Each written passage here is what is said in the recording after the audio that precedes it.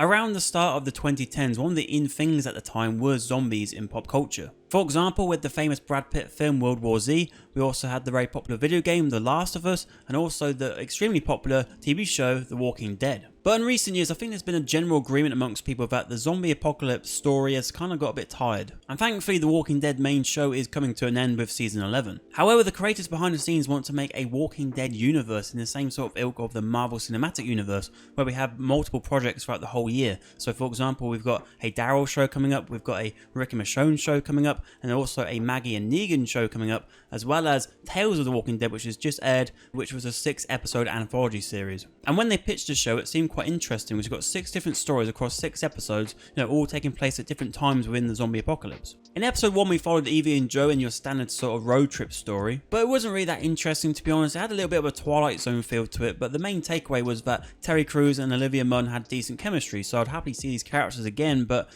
maybe within the main show they would have been good, but it's a bit too late for that now. So the series didn't get off to the greatest of starts, but then we come to episode 2, and that was, oh my word, I thought episode 2 was one of the worst episodes I've ever seen of any Walking Dead show ever. This one followed characters of Blair and Gina in a Groundhog Day style episode. And don't get me wrong, I'm not totally against the idea of this, but to have it within the Walking Dead universe just felt so out of place. And once the episode finished, I immediately thought that the purpose of this show is definitely a testing playground for future shows. It's a trial and error sort of thing. They want to see what works, what the fans like, and then if they like it, they'll make a whole series about it. So with a third of the show already gone past so far, so not so good, but they had episode 3 up their sleeve, which involved Alpha, which was a character already established in the Walking Dead universe, so I guess they had high hopes for this one. The episode follows Alpha, or as she's known at the time, Dee, with her daughter Lydia as they escape a steamboat. This was definitely an improvement on the last 2 episodes, but a lot of that comes down to the performance from Samantha Morton because she's amazing in the role of Alpha. We did get a few episodes looking at Alpha's past in the main show, but it's always interesting to see more about this character because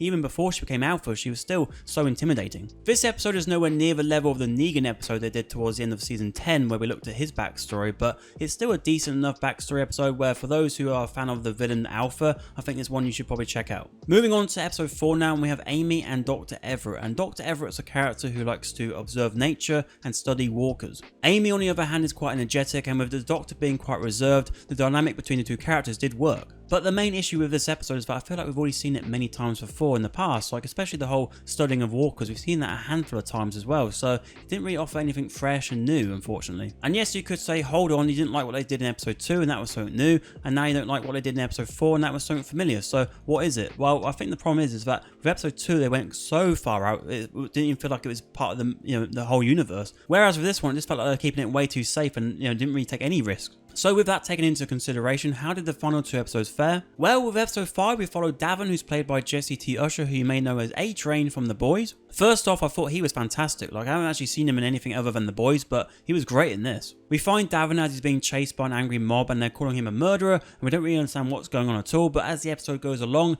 we do get to see fractures of his memory come clear. This was definitely an episode which got better as it went along, and not just for the obvious reasons that we see the story more clearly, but actually just because with the story it was actually interesting once we got into it, but unfortunately we didn't have enough time to really have a real impact of the conclusion. So if it was a film, for example, we might have had a greater impact from that because we've actually spent like an hour and a half, but with the episode only being about 40 minutes, when we did get to that reveal at the end, it was sort of lightweight. So yeah, I didn't mind this episode overall, although it could have been better executed and it still didn't feel like it was actually part of the Walking Dead universe, but I did like the idea they were going for. And now to the final episode, episode 6, titled La Donna. This one follows Eric and Adalia as they go to a rather creepy house, and while there's an old lady and she unfortunately dies, and then they get haunted by said lady. And this was a very basic haunted house Amityville horror type episode where we have visions here and there, we have bumps and creaks and all that sort of thing. We even have a parrot, which is probably the scariest thing in the whole episode. And yet again, they brought nothing new to the table to make it worth watching. It was just a basic horror story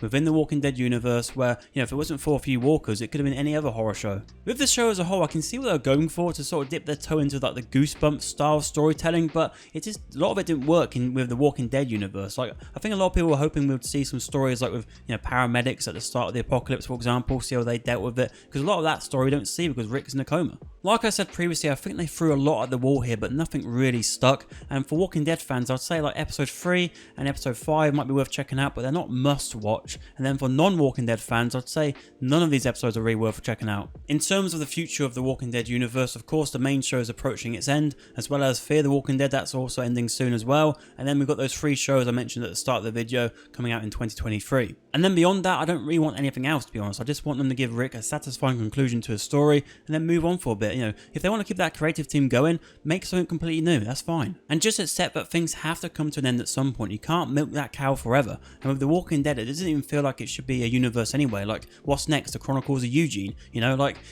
every time they make a new show in the future, it'll just dilute the actual stature of the main show. So to answer the question, should you bother with the Tales of The Walking Dead, I'd say for the most part, no. But let me know your thoughts in the comments below. That is, of course, if you have seen it. I mean, I think a lot of people don't even know this exists. And if you want something else to watch on screen right now, is our review for Cobra Kai Season 5, as well as Episode 4 of House of the Dragon.